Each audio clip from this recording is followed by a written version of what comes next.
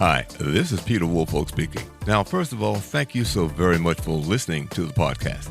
Now, I am very excited to let you know that the podcast is now available on Amazon Alexa. You know the drill. Simply say, Alexa, play Public Relations Review Podcast, and she'll take it from there. And again, thank you for listening. And if you enjoy the program, please become a subscriber. Now, on to the podcast. Welcome. This is the Public Relations Review Podcast, a program to discuss the many facets of public relations with seasoned professionals, educators, authors, and others. Now, here is your host, Peter Woolfolk. Welcome to the Public Relations Review Podcast and to our listeners all across America and around the world. Now, this podcast is ranked by Apple among the top 1% of podcasts worldwide. So let me say thank you to all of our guests and listeners for being the basis for this ranking.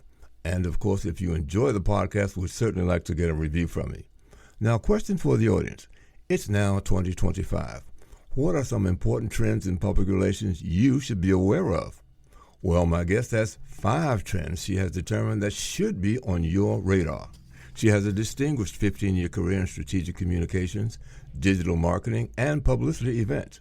Now, add to that, she is also a doctoral candidate at Liberty University, pursuing her doctorate in strategic media communications. Further, she was also a national chair for the Public Relations Society of America's Entertainment and Sports Executive Committee, and she is also linked to many other organizations. So joining me today, all the way from Austin, Texas, is Brandy Sims, founder and CEO of Brand Inc. PR and the host of the Brand Inc. podcast. So, Brandy, welcome to the podcast. For having me, and I love that intro. Really appreciate it. Well, I always try to read it so I make sure I have it right and, give everybody a little understanding of who, the talent is going to be on the show. Well, absolutely. Well, you definitely didn't skimp on mine, so I appreciate it. Okay. Well, now, basically, this came about because I read in PR Essays Open Forum, maybe over a week ago, that you had invited people to listen to your podcast about the 5 trends that you see developing for 2025. And as a result, I reached out to you to come on our podcast to talk about what those trends were. Absolutely. Well, definitely happy to do that, and so glad that you saw that post. But yes, I wanted to share just some helpful insight and awareness into some of the trends that are happening within the PR and communications industry this year, and just kind of a future look how things are going to continue on just based on the trajectory. But yes, there are 5 top PR trends that I wanted to share that professionals should be on the lookout for and should be on the watch for. Starting with the first one, I really wanted to focus on how are we learning about the media landscape now as it stands with the inclusion of new technology as well as newer platforms. And my first trend to watch out for is media pros turning into content creators.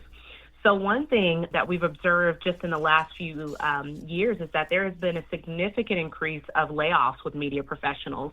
From reporters, journalists, and traditional media outlets, we've seen a rise in the layoffs of those in their positions. And because of this, now we're seeing almost a shift from those traditional media outlets to them choosing to create their own platforms and actually capitalize on their own opportunities by creating their own platform, whether it be a newsletter. I know many people are familiar with Substacks. That has been a primary driving source for former media journalists, reporters, et cetera, to create their own separate platform and generate their own fan base and audience as they're doing their own content and really independent content creation. So this is a trend that we're absolutely looking at, and we're seeing more of a shift of media pros that are choosing to become content creators in and of itself and on their own by developing their own platforms that has garnered their own separate attention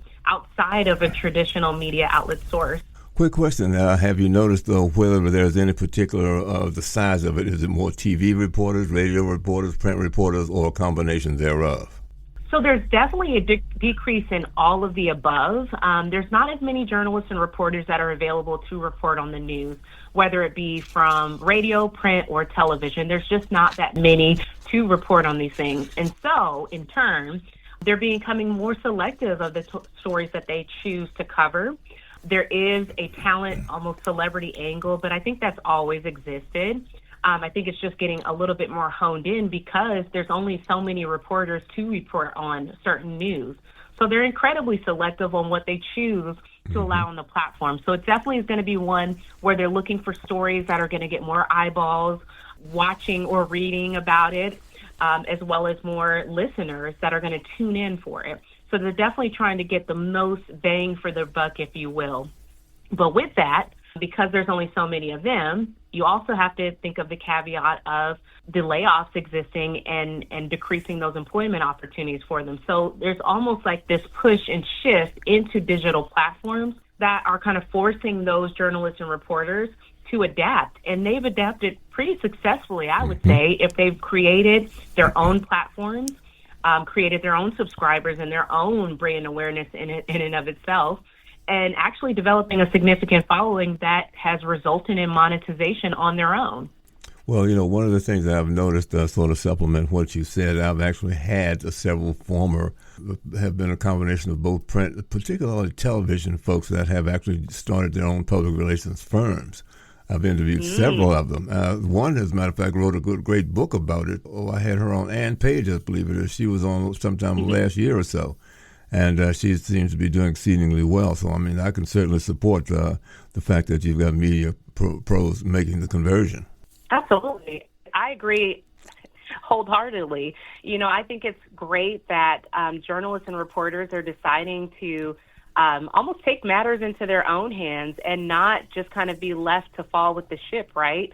They're looking at opportunities, they're being adaptable, and they're finding ways to help and assist business owners and consumers with the very thing that they deal with, which is communication. So I think it's great. I love to see more media pros shifting and transitioning into PR. I think that PR and journalism in and of itself are very in line with one another. Without PR, without PR, there is no journalist. Without journalists, there is no PR. We're all very much working on the same sheet of music. So it makes sense for the proper transition to be for those that decide to do this is create their own agency where they can continue to share stories, compelling, interesting stories that help to foster awareness and growth on behalf of their clientele. So I'm all for it. Well, I support you, and I certainly tip my hat to you for making this, just raising the visibility of this taking place. I sure appreciate that. Absolutely. So what's number two for you? Yes. Okay, so then number two, so we talked about media pros kind of turning into content creators. The second one is really a focus on the technology side of things. And I'm specifically sharing that I believe that there's going to be a dial back on AI, and more specifically, ChatGPT.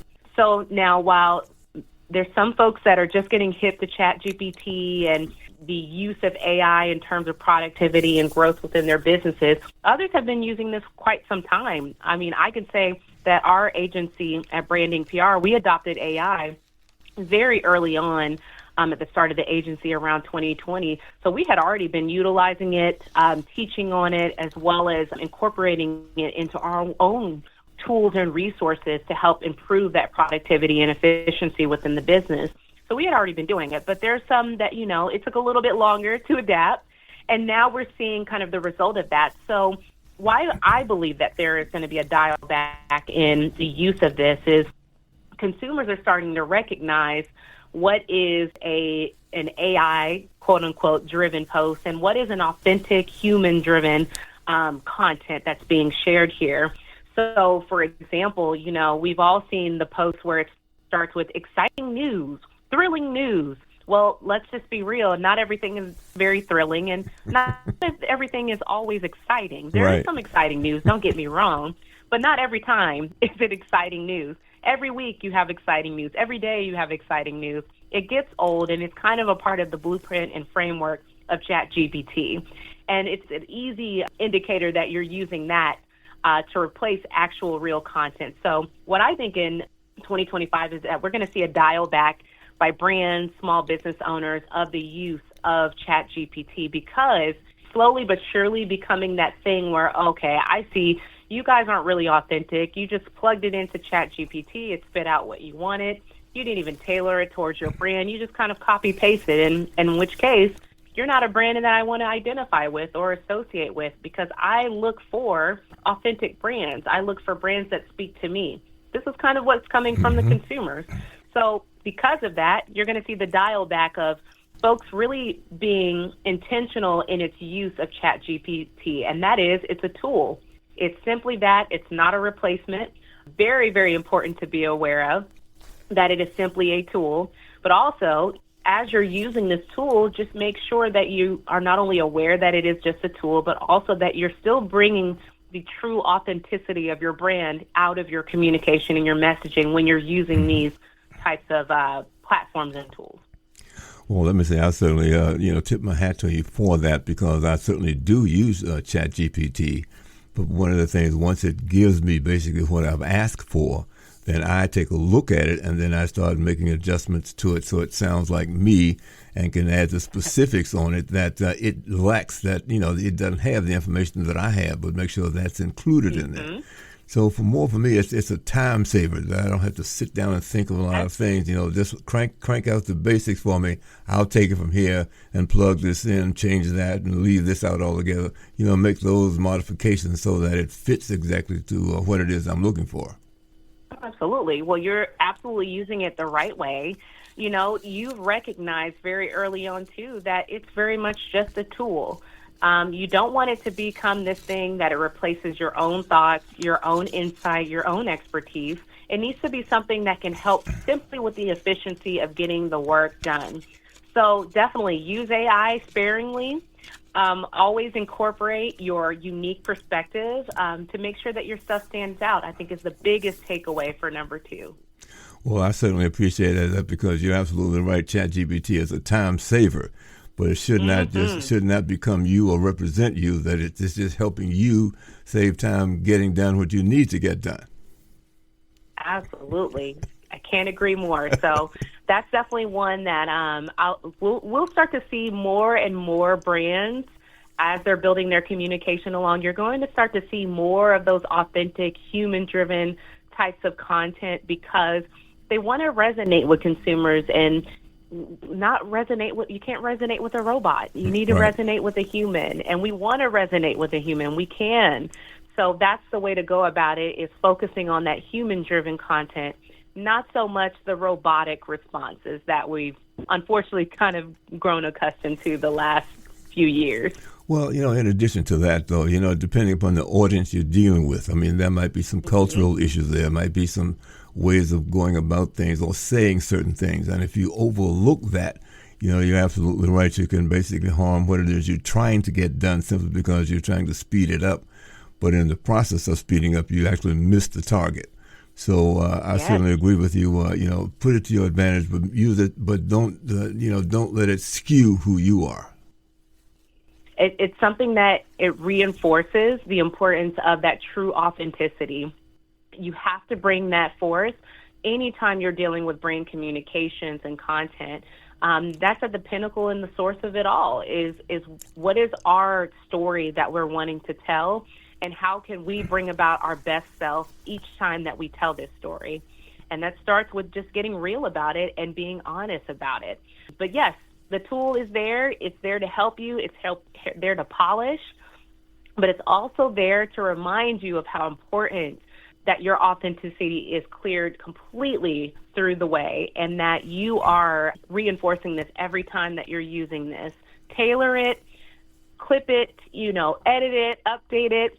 One of the things that chat always shares whenever you're submitting any type of prompt is make sure that you tailor it towards your language, or tailor it towards your goal or your angle. And I think that's still a very, very important thing, and I'm glad that it's still on there to remind folks that, this is here to help you, but at the same time, you definitely still want to tailor and shape this language to yourself that makes sense for your audience. Absolutely. Let me just add to that. It's just interesting that you brought that up, because we just did an episode on storytelling. And one of the things that came out of that, the important thing is you've got to be authentic and connect with your audience, because if you don't, your audience could be very suspicious and might start to very. do a U-turn on you. Oh, yes. And you see it all the time. I'm sure you've seen the campaigns where audience members will really turn on these brands that they love, all for poor storytelling or, a misfire in the communications. But, I mean, you're exactly right. You can lose out and really, really good followers, fans, and consumers of your brand by simply taking, I would say, even the easy way out of just the copy paste. Well, what's been done before? Let me just go and do that so we can get it done and check the box to say that we've done it. Mm-hmm. And it's going to end up causing you more harm than good by doing it this way. Be intentional about your communication. Be intentional about your usage of this new tech software and tools. And be intentional about your brand and the overall vision. Your communication flows from it. So when you show up authentically, people will gravitate towards that quicker than they will someone that's being inauthentic and disingenuous. Well, let me tip my hat to you for bringing that to everyone's attention. And obviously you've got number 3 here, so that this is another one that folks need to pay attention to. Yes, absolutely. So the next one that we have as far as PR trends to watch for 2025 is we're going to see more online media collaboration. So oftentimes, and I'm sure you can say the same, dealing with clients, there's always this sigh of, oh, goodness, when we're talking about, okay, so these are the media outlets we're going to reach out to. We're going to mix traditional media as well as digital. And everyone's all excited when we're talking about radio and television appearances or newspaper or magazines. So when we get to podcasts and blogs, we often hear the, those little things or, those little platforms. Well, let's just be honest. These aren't little platforms anymore. Mm-hmm. I read a report and study recently that showed that, it actually was the Nielsen report for this year. It actually showed that 60% of consumers use and rely on social media, and specifically digital media, as their source of news information. So they rely on it 60%. This is the first time it's ever been this high. And it's actually over the percentage of individuals that still rely on traditional media as their news source. So just to kind of break it down, 60% of people said that I look to social media to find out what's happening in the world, versus about 53% are still looking for the newspaper or looking for television to let them know what's going on in the world. That's a huge thing. So we have 60% of people that are saying that social media and digital platforms are where they're finding out about their news. That's a huge thing. So we can't dismiss and act like digital media isn't a source of information or a source for people to tune into. They are already tuning in. So with that being said, this is going to require many brands, if they haven't done so already, which, I mean, goodness, why haven't you? But this is going to require them to really adopt and adapt to using and being on podcasts, blogs, digital media as a part of their media collaborations. There's not any more time to waste not being on there. I think of the example of more recently, there was a podcast called, or it really is a podcast, it's still active, called Call Her Daddy, who actually secured a $30 million deal with Sirius FM. It's the highest deal that's ever been recorded in history for podcasts, and was able to secure this because they were receiving multi-millions in listeners and viewers in each episode that they were recording. So they have a huge, huge following of both listeners and viewers that were tuning into this to be able to secure that deal. So we got to go and ask ourselves, are we really still in the space of, online media platforms aren't serious? We can't be, because why? They're booming. They're booming, and this is an opportunity for brands to really hone in and collaborate and find more opportunities with media platforms that are online. It's definitely not enough anymore to just be on traditional media, because as I mentioned before in that data report, people aren't looking at the traditional media the same way that they were 20 years ago, heck, even 10, even 5 years ago. They are leaning more towards these digital platforms, so we have to make a concerted effort to be engaging on these platforms. Otherwise, we risk, falling by the wayside. Well, one of the things, and I certainly, salute you for saying that. The one thing that I always advise people to do, of course, is when they're using or listening to information off the internet or other digital platforms, consider the source, because there's also so much misinformation that's being put out there. And if you have some concerns, I would double check the information. Go to sources you know are reliable to double check what's being said, because foreign countries are doing it to us. We're doing it to each other around the country and those sort of things. So certainly consider the source before you jump up and go take some actions because you heard it on somebody's podcast. Oh, absolutely. I'm so glad that you mentioned that, because there is that caveat, right, that now we're dealing with more misinformation and disinformation when you're dealing with online media and platforms. And it's largely because, again, new media is still fairly new. It's only been about 20 to 30 years. It's still fairly new. And a lot of the typical requirements for media don't apply to social media and blogs and so on and so forth. They don't really fall under the same requirements like, say, your code of ethics for journalism or your code of ethics in terms of communication. They don't fall under that. So therefore, there is a lot of room for error with them. So you definitely need to be very, very careful in the blogs and the platforms that you choose to be on in terms of online media.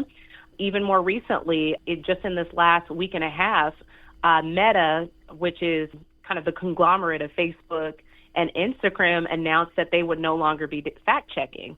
So that's going to open the door for a slew of, I would think, misinformation and disinformation without penalty.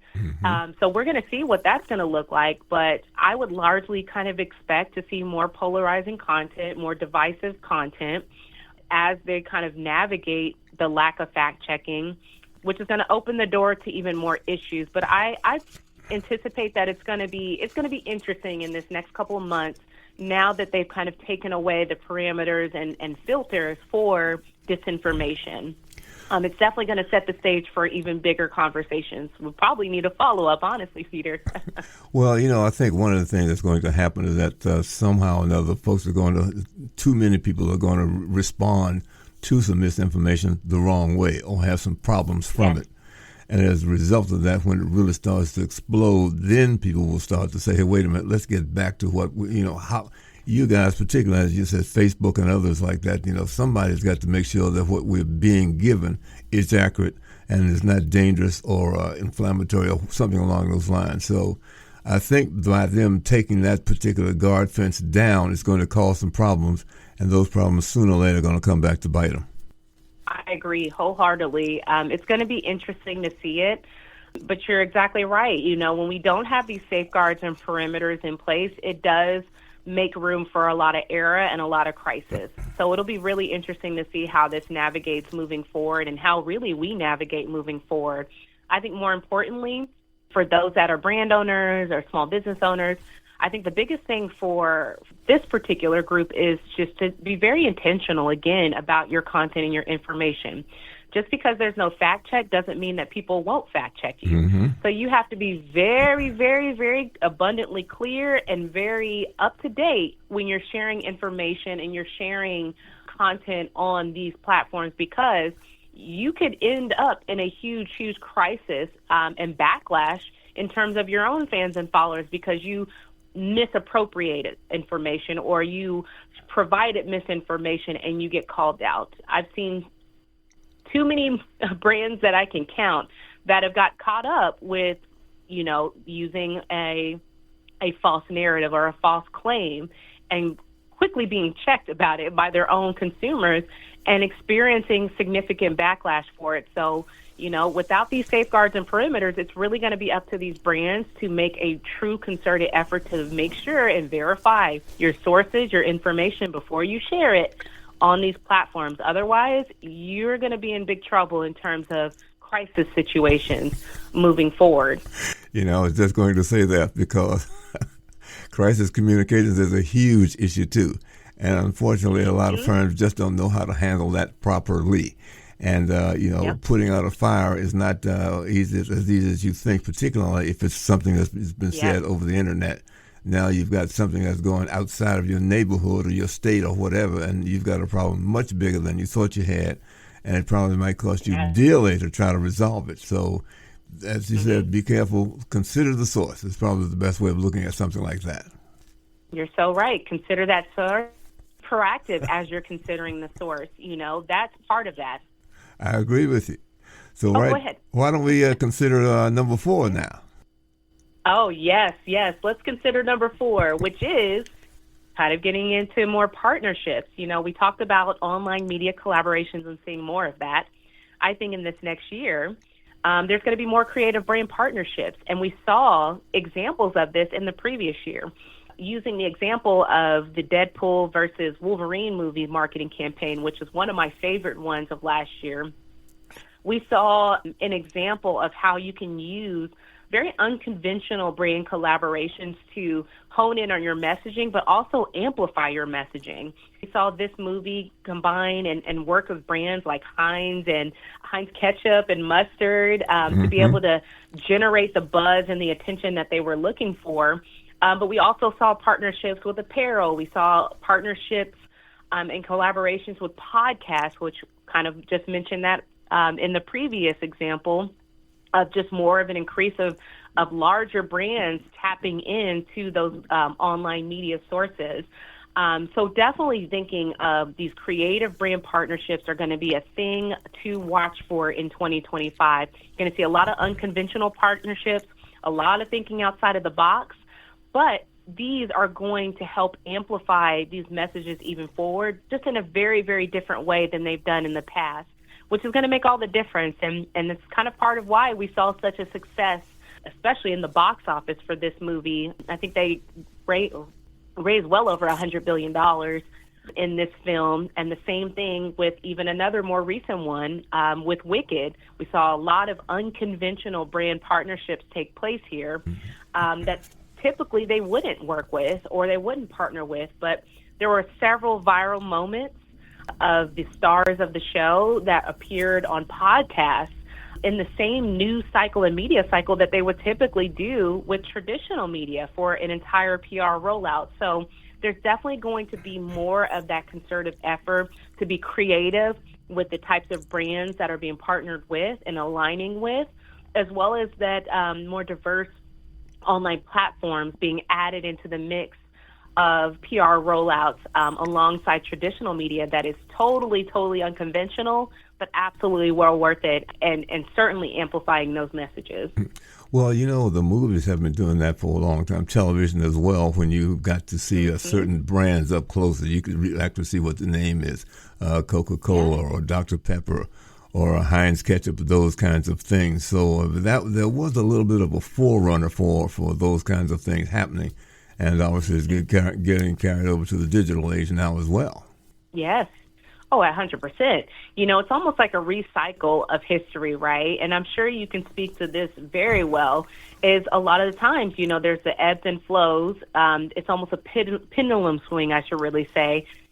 First we see a lot of creative, and then we just kind of see it pulled back. And now we're swinging back into the what's outside of the box, what's just very different or an unexpected partnership that would actually make sense for what it is that we're doing and what we're offering. And we're seeing more and more of that now. I think the biggest takeaway is that you're seeing bigger brands do this, which typically was almost reserved for the smaller guys, right? Those viral moments, those TikTok business owners, so to speak, you saw them doing kind of those unconventional types of brand partnerships. Well, now it's no longer just them. Now we're seeing some of the big guys taking on that same almost grassroots effort in, we're going to check the box of all of our traditional media. We'll do the TV interview. We'll hop on the radio. We'll stop by and get a quote in this local newspaper or magazine. But we're also going to add in those viral moments on these podcasts that have great following. We're also going to add in those brand collaborations that are just different and unique, but speak to what it is that our brand is doing. Those are the types of things that, as again, the pendulum is swinging, the more out of the box, the better, but making sure that it's aligned with the messaging and the overall vision of a true rollout. Absolutely. Well, I certainly agree with you again because, as I said, people want to do something that works. What road is it that we have not traveled yet, that we see other people using, and how can we make it work to our advantage? So, that combination of print media and digital media, and digital outlets, certainly works well together when it benefits all parties involved. Oh, yes. And I think that's the approach that every business owner or brand owner should be looking for is how do we create these out-of-box experiences and partnerships that make sense for our end game, right? Our end game, our result. What is it that we're looking for, and what do we need it to do? And that's where you'll find the success and the results that you're looking for, just like these movies that have broken box office goals in a time where I think just a couple of years ago, they were very concerned about, is the box office going to recover? Is movie theaters going to still be a thing in a couple of years? Well, these two movies have just proven absolutely there is going to still be a need, and there's still a goal for that entertainment and excitement about the entertainment. It's just the way that it's marketed, and it's just the way that the PR approach has had to adapt in order to keep engaging that audience. And obviously, they were able to do this successfully and get some very, very good results that have broken records and really set the stage for the future of cinema. Well, the other thing, too, and probably the basic thing is the movie. Is it worth going to see? Because, that's what it's about. We have not seen, Tom Cruise, his movies, they just break box office records all around the world. So getting involved in something like that is fine. I forget one of the actors had some movie about his life. I'm not sure 5 people even showed up to see it. So you have to be careful about what it is. It's not so much who the actor was, but what's the story about? What's the movie about? So, you have to have people who know what they're doing to get you involved in it and be prepared to pay for it. Oh, absolutely. You need to have a budget. All of this doesn't just magically appear. Even these viral moments, everyone that has gone viral can tell you there was a lot of work that went into play for that viral moment to even happen. So you got to have a budget, and you have to have a plan and a strategy approach that is effective, that is going to get you that result that you're looking for. But you're so right. These don't happen with no budget. You got to be willing to invest. I'm just saying, they didn't pop up with $100 billion, box office weekend by playing small. Just saying. Brandon, that one was great. So number 5, what do we got for number 5? Yes. Well, so for number 5, our final one is just seeing an evolution of speaking engagements. So this one was really interesting because I had kind of personally observed and also just kind of connecting with my colleagues as well as just looking into the PR market and industry insights. And one thing I found is that speaking engagements have really made a transition from just being that informal outreach where, you can send a cold email or a cold pitch or just stop by and say, hey, I've got somebody great for you. And then you're able to secure these bookings. And it's shifted from that to now it's a very structured package that we're seeing. And more specifically, we're seeing a lot of those in the speaker market almost deciding to package it into more of a sponsorship aspect that benefits both the business and the individual that's involved.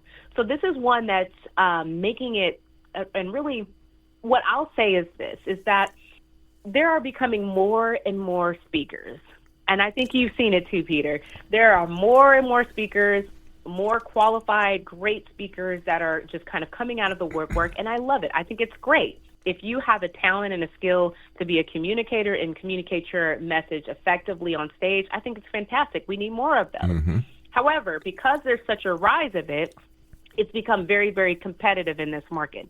So the traditional ways that you would typically find speaking engagements and opportunities, it's almost sort of transitioning out of that and getting even more competitive in that now there's actually packages. Now there's actually a submission form or submission basis. Of course, these things have always existed between some events, but I'm seeing it more and more in trends that more events are saying, hey, you need to gain more experience, or you want to elevate your profile, and we need a speaker, and we need somebody that's good. So how can we couple this in so we kind of both get what we're looking for? That's where this is coming in, is we're seeing the evolution of speaking engagements becoming not so much the cold pitch, you send out your bio or a clip of, your speaking engagement, and you kind of gotten a way into the door, and we're seeing that transition from that to now, okay, they want a speaker package, or they're looking for something that aligns with almost their sponsorship and marketing promotion that kind of equally benefits you both. So that is something that is definitely a trend to watch in 2025. I see a rise in this kind of approach as more events are looking for high quality, high impact speakers, but at the same time, they're raising funds for this event. They're also looking for kind of that sponsorship touch. I see it kind of almost getting coupled more into that sponsorship feel as we're moving along. That's definitely going to be slimming down who and what is going to be selected for speaking opportunities moving forward. Well, let me say that I'm one of those people thinking about looking into it maybe sometime next year, not only because of the podcast, but I've been in public relations for around 30 years. I've done some public speaking at the senior levels when I was at the U.S. Department of Education, the Clinton administration. I would speak to large, we're talking about those national events that maybe 600-700 people come to or more, and have a chance to speak there. So, speaking is not uncomfortable for me. Having been in radio and television, I've done that before, and obviously the podcast now. But also, I've been invited several times to speak to PRSA students at probably around 10 universities around the country. I mean, they've all been digital, but the fact is that you're still speaking to them. So that's something I will be exploring a little bit more in depth next year. And I think with your expertise and your experience, you're going to go very far with that, but I'm sure you don't need me saying that. You already know it, right? So with that being said, I think it's very important that speakers now that are coming out and saying, I want to do full-time speaking engagements or offer that as a service or an opportunity here. I think the biggest thing is that it reinforces the importance of having a really compelling presentation and a really compelling pitch to speak on behalf of your speaking. Once again, the speaker market is growing. It is growing, and more people are kind of coming out and saying, oh, well, I'm a speaker, even with very minimal speaking experience or opportunities, right? So more and more are coming out, and we're all competing against the same thing, is to find the opportunity. So what's going to help you stand out? It's your expertise, because that expertise is very much coupled into your credibility as a speaker. And then, of course, the overall visual, what is the compelling nature of your presentation? That is what's going to really set you apart from the competition. Because if you already have the expertise, you've already almost taken miles ahead of your competition. Because I can tell you, just in experience, a lot of folks that will have reach out even to us, while, of course, their intentions are I totally get it, it's probably pure. But, they come in and they're expecting, okay, well, I'm a speaker today, and we want you guys to find us all these speaking engagements, even though we don't have any experience. Right. Well, I'm probably not going to find you a lot. Right. And if I do find you a lot, it's definitely not going to be paid, and it's not going to be tens of thousands of dollars that you thought you were going to get out of this. Absolutely not. It's going to be kind of a slow burn and build as you build up the credibility as a speaker, because right now we don't even have that as a leverage point. So definitely what's going to really set people apart is the experienced speakers, the experienced professionals within their industry and craft that are going to push and pave the way to those opportunities and be able to explore it much more extensively than some of the newer guys that are coming in and deciding to add speaker to their roster and their list. You're definitely going to need to get a little bit more experience, and also consider some of those non-paid gigs, and of course the one that I mentioned in the beginning of this, which is sponsorship, which is something that a lot of events I've found have started to do. is they're offering sponsorships as a way in for you to get your experience, but also they get a sponsor for their event. So it's kind of a mutually beneficial kind of play there. But, depending on what your budget is, it may not be in alignment. I can tell you I've worked with a very, very well-known media conglomerate for years, and one of the speaker quote-unquote sponsorships was close to $40,000. And so, you have to ask yourself, if you're willing to spend that much on, just being seen to be able to participate in an event, why are we not considering PR and communication as an outsourcing a consultant, or getting some support to where you can build upon that experience instead of throwing away $40,000 for just a one-time event that you'll be seen at? I mean, these are the questions we got to ask ourselves here. Mm-hmm. Well, one of the things that I think about, as I said, particularly when I've been talking to college students to grab their attention, my opening statement to them is, how does a guy like me, who got kicked out of college twice, wind up working for the President of the United States? Mm-hmm. See, and I said, what? Oh, my God, how did that happen? Well, I decided I didn't like it. Well, I liked the idea of being cooked out of school twice. But so I had to buckle down and make some serious changes about me. And a lot of other things, taking chances, how to make things happen. As I said, the first time the Clinton people called me, as I think I told you a while back, I didn't know who he was. And so I didn't sign on with it. Then he went on to be president. I said, oh, my goodness, what have I done? And then how I fix that. So, it's those kinds of things, the stories that I can tell that I think will engage a lot of people in terms of, pursuing this thing of speaking engagements next year. Now, I don't want to do it full time, but at least I certainly want to have a go at it because I actually enjoy doing it. For sure. Well, hey, I always got your back. So whenever you are ready for a speaker circuit, I'm your girl. Well, I'm probably going to give you a call on that too. Yes, give me a call. I'm always game. Okay. So let me say, Brandy, look, this has really been an informative session we've had here today, and I really want to say thank you for obviously taking the time to do it, but I'm certainly glad that you put that out there and I had the opportunity to see it and thus invited you to the podcast. And I'm sure my listeners will going to appreciate very, very much about the substance of the content that we had today. Absolutely. Well, I appreciate you so much for having me on. This was so much fun, and definitely looking forward to having more chats like this in the future. Okay.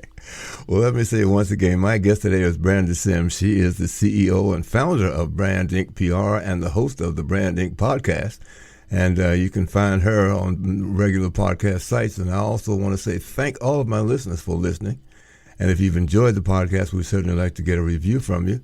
And also share this with your friends. And also don't forget to tune into the next edition of the Public Relations Review podcast. This podcast is produced by Communication Strategies, an award-winning public relations and public affairs firm headquartered in Nashville, Tennessee. Thank you for joining us.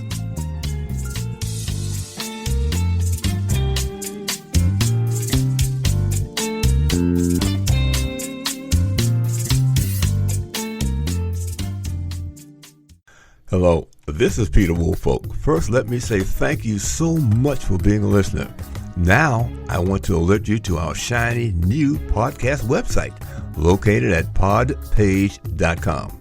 However, you can go directly to the podcast site located at publicrelationsreviewpodcast.com. There, you can contact me through email. You can leave a voice message. You can leave a review. You can read an episode blog and frequently learn about the podcast guests. You might also want to suggest podcast topic ideas or even suggest a guest.